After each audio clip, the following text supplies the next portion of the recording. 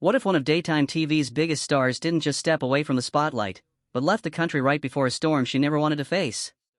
That's the question lighting up the internet after Ellen DeGeneres quietly relocated overseas just as renewed attention around the Epstein files started building. And now, Katt Williams is adding even more fuel to the speculation, with online discussions circling around whether Ellen's name could somehow connect to Ghislaine Maxwell and the deeper Hollywood network people have been whispering about for years. Some reports and online commentators have gone as far as suggesting that Epstein had powerful connections inside Hollywood who helped him move through elite circles without raising alarms. And in that growing wave of suspicion, Ellen's name has become part of the public conversation.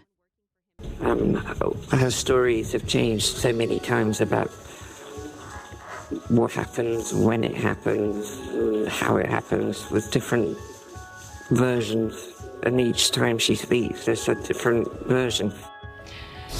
That is from the documentary that's just aired in the United States. That's come just off the satellite. For more, we're joined by US broadcaster Cooper Lawrence to dissect it. What did you make of Ghislaine Maxwell?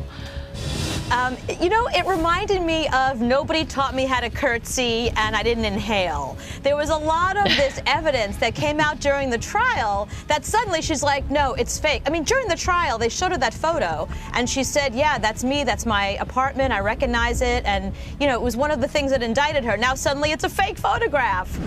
Back in 2022, Ghislaine Maxwell was sentenced to 20 years in federal prison and hit with a $750,000 fine after being convicted in connection with Jeffrey Epstein's operation. Prosecutors said she played a key role in helping recruit and groom victims, and she was found guilty on multiple counts tied to transporting underage girls for abuse between 1994 and 2004. What makes people stop and look twice is the timing. Around that same era, Ellen's once untouchable TV empire was already falling apart. Her show was ending under a cloud of toxic workplace allegations, and after years of dominating daytime television, she seemed to disappear from public life almost overnight. DeGeneres and her wife Portia de Rossi have reportedly fled the US, bound for the UK, after Donald Trump's landslide victory. Numerous publications are reporting the couple have left the United States permanently. There are also reports the couple have put their Montecito mansion on the market.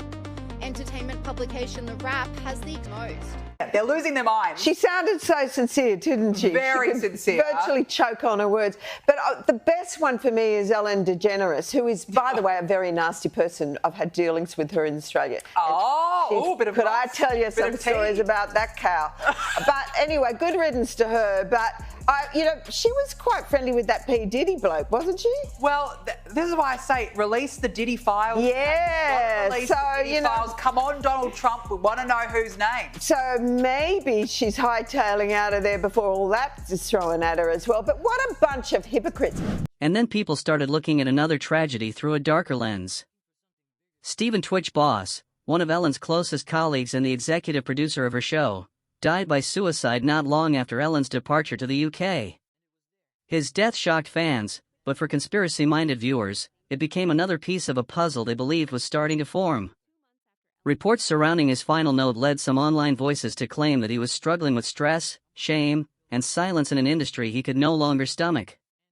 No public evidence ever fully explained what he meant, and that lack of clarity only made internet speculation grow louder. We're learning more tonight about the tragic side of Stephen Twitch Boss and the detailed steps he took to hide his plans.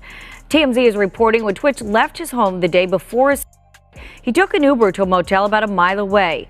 At the motel, he switched his phone to airplane mode so no one could reach him. The motel manager says he checked in under his own name and never left his room. We also now know that Twitch left a suicide note. Details have not been made public, but TMZ reports the note alluded to challenges Twitch had faced in the past. Entertainer Tyler Perry knows firsthand what that is like. I want to take you back to a time in my life where I tried to commit suicide a couple of times because it was so dark. I thought the only way to make this better, this pain go away, is to end my life. Had any of those attempts happened, I would have missed the best part of my life. For those already suspicious of Hollywood, the timing felt impossible to ignore. They argue that Ellen's show didn't simply end because of bad press or changing television trends. In their view, she saw something coming and wanted out before the spotlight turned in a different direction. Katt Williams has said more than once that in Hollywood, almost nothing happens by accident. And to the people who believe him, a show that generated enormous money and influence doesn't vanish unless there's more going on behind the scenes than the public is being told. Type of ratings we need and attention to be on this thing. See, what I'm saying is, in business, nothing is coincidental, or you would be hearing who's losing money.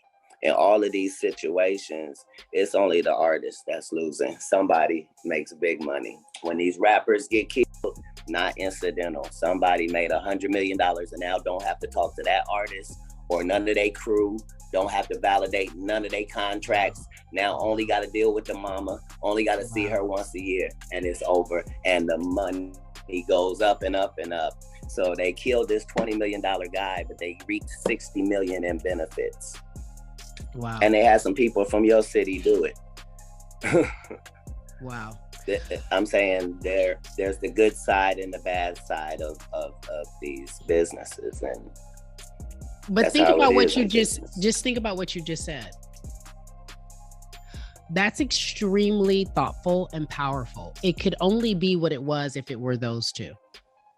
Those two, yes. Will Smith and Chris Rock. It could only be what it has been, yes. With those two black men. If you put any other names together, the police are out on stage, they've cut to commercial, you didn't see what happened. By the time they come out, people have been removed, it goes on. It's certain ways things are handled when it's not intentional. When things go smoothly, but they seem chaotic, that means there was forethought and a plan. Somebody, even if it looks like, yeah, Janet Jackson just had a wardrobe malfunction. Yeah, there's no such thing. Correct. I don't care who you blame. I believe that. Somebody benefited. Yeah. So in all of these situations, there's a business involved and there's real money involved, and somebody's benefiting from this thing that looks like, oh, that just happened. Nah, no way. No way. As more Epstein-related documents and discussions continue surfacing, some viewers have gone back through old clips from Ellen's show and started comparing certain jokes and themes to darker allegations tied to Epstein's world. One of the most disturbing conversations online centers on claims from court filings and reports suggesting Epstein had an obsession with genetics, reproduction, and legacy. That discussion has also pulled in the name of billionaire Peter Nygard, with critics linking elite anti-aging culture and bioexperimentation rumors to a much broader and more disturbing narrative. And that's when some people began asking why similar ideas seem to appear so casually in celebrity media. Let's talk about this facial that you're obsessed with. How many did you get the whole cast of Ocean's 8 to do this? Not everybody. Okay, good, smart ones. Just those that I thought would appreciate it. Okay, explain what it is. Well, it's this way in which one forces through microneedling. It's like a little roller with these, I think many of you know it, and it pushes through the skin and ruptures the collagen and then boosts it. You look like a burn victim for a day, but then it pushes the What are you pushing into the skin, Sandra? Sarah? Carrie? What are you pushing into the skin? Well, you push in whatever the facialist would like to insert into your pores. But what is it? It is an extraction from a piece of skin that came from a young person far, far away, and they somehow figured out how to extract. It's foreskin from a Korean baby. Ellen wasn't the only famous name dragged into that conversation. According to some critics, Hollywood culture itself may have played a role in making disturbing ideas seem fashionable, harmless, or even glamorous. They point to media moments where celebrities openly discussed bizarre beauty treatments without much public pushback. One example people still bring up is a 2016 Steve Harvey interview with Emmy-winning NBC host Michelle Park, where she talked about a luxury anti-aging cream associated with Oprah Winfrey. The product, made by SkinMedica, became a magnet for conspiracy theories because of how its cell research was described. From there, online speculation exploded, with some claiming celebrity beauty culture reflected a deeper obsession with youth, status, and access to human biological material. Whether those theories go too far or not, critics say these moments matter because they blur the line between luxury wellness and something much more unsettling. I'm going to put a little on your hand. I'll do that. Oprah did. Yeah, Oprah did it. All right, so here, we're going to rub it right in. How come it's red? I'll show you in a sec, Steve. So this is made from growth hormones of human. Look, the wrinkles has just disappeared. I can't even ball my hand up. So it's made from human foreskin.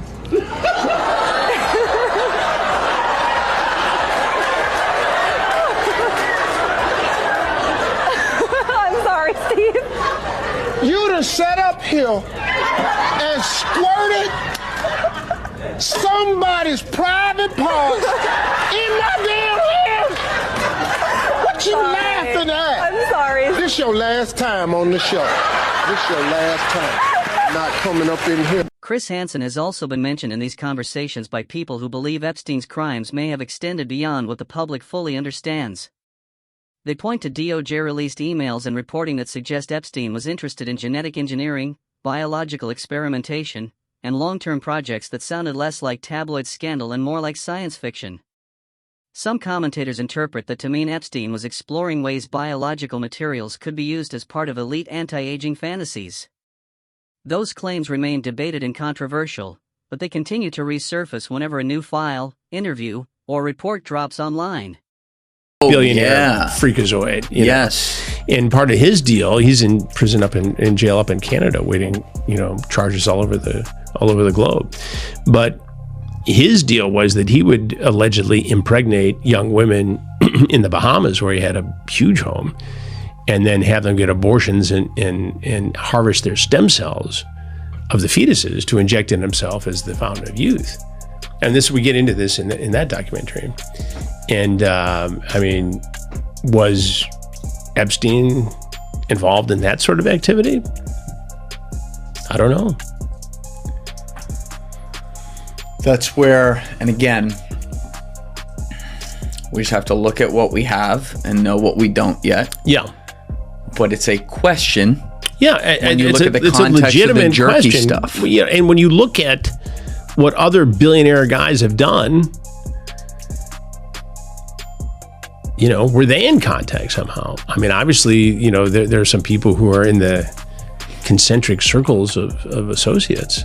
Katt Williams pushed the conversation even further during appearances, including his discussion on Joe Rogan's podcast. He argued that the same elite figures who control careers, access, and money in entertainment also use that power in ways the public rarely sees. In Katt's version of Hollywood, this isn't just about fame or corruption. It's about a machine built to lure, pressure, and trap vulnerable people while rewarding anyone willing to stay quiet. He even referenced names like Diddy and Epstein as symbols of something much bigger than isolated scandals. Why those one world people exist, because it's a very powerful concept to have and far too lucrative and beneficial to not. Everybody is a supplier. Epstein, Weinstein, like these guys knew what these extremists liked and provided it, and provided the way for you to to have $1 billion and not create a fantasy island type environment has not existed throughout history. Right. Supporters of these theories also point to what they see as hidden symbolism in Ellen's show. They argue that certain jokes, visuals, and playful segments look very different when revisited in light of everything that has come out since.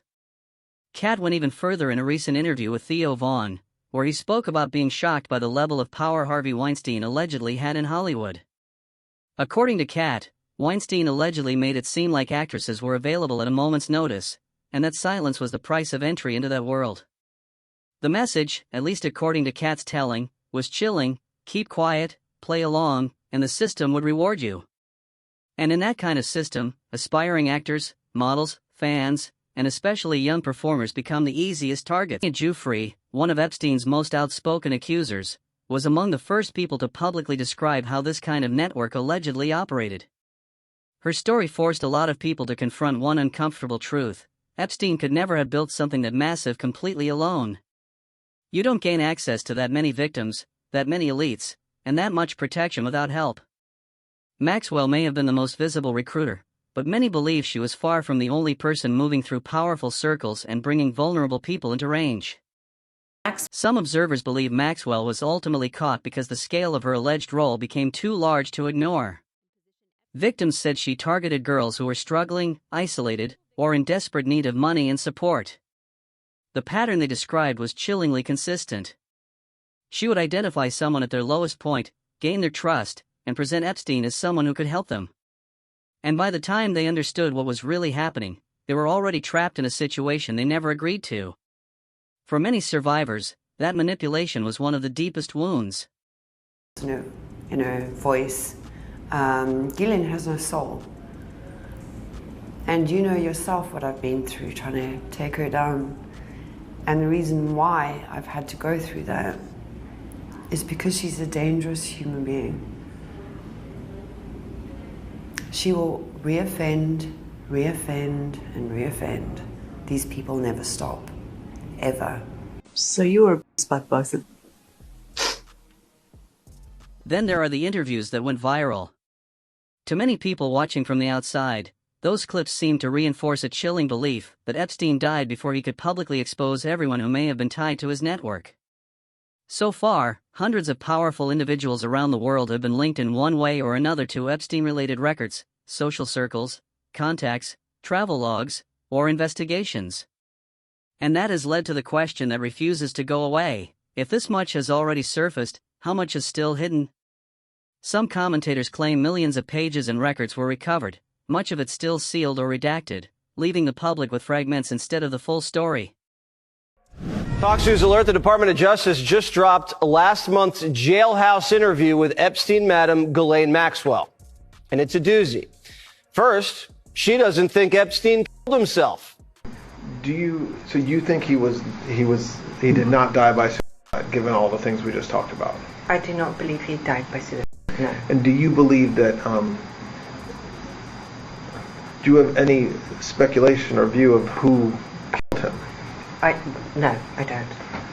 And what about Epstein's infamous client list? Did he even have a list? You never observed, or you never saw any sort of list or black book or a list of individuals who linked to certain masseuses or Absolutely anything no. like that? Absolutely no. There is no list. There is no, I'm not aware of any blackmail. I never heard that, I never saw it, and I never imagined it. The list doesn't exist? So flight manifests don't exist? The surveillance tapes don't exist? The bank records don't exist?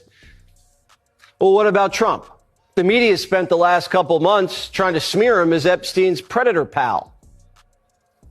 I don't recall ever seeing him in his house, for instance. I actually never saw the president in any type of massage setting.